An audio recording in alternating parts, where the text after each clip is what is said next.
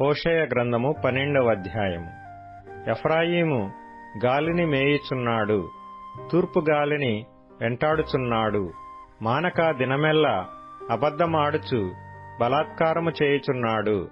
జనులు అష్షూరీయులతో సంధి చేసెదరు, ఐగుప్తునకు తైలము పంపించెదరు.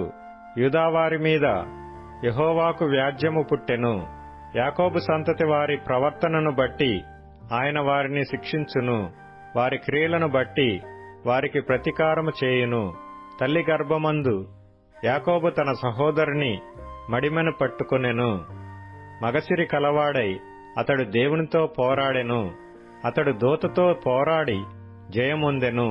అతడు కన్నీరు విడిచి అతని బతిమాలెను. బేతెలలో ఆయన అతనికి ప్రత్యక్షమాయెను. అక్కడ ఆయన మనతో మాటలాడెను. యెహోవా అని, సైన్యములకధిపతియగు యెహోవా అని ఆయనకు జ్ఞాపకార్థనామము. కాబట్టి నీవు నీ దేవుని తట్టు తిరగవలెను.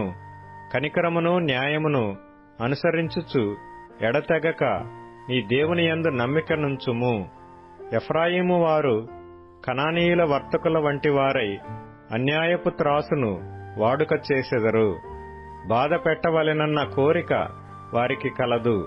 నేను ఐశ్వర్యవంతుడనైతిని, నాకు బహు ఆస్తి దొరికెను.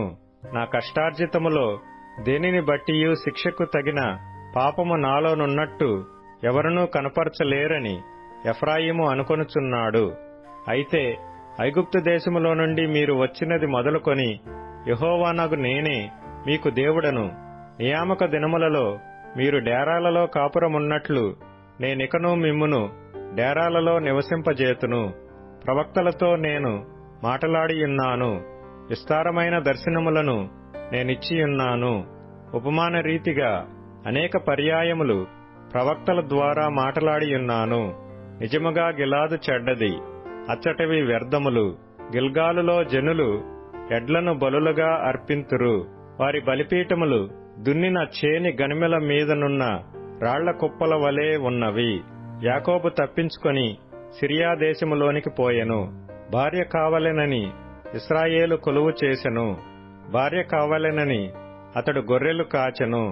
ఒక ప్రవక్త ద్వారా యెహోవా ఇశ్రాయేలీలను ఐగుప్తు దేశములో నుండి రప్పించెను. ప్రవక్త ద్వారా వారిని కాపాడెను.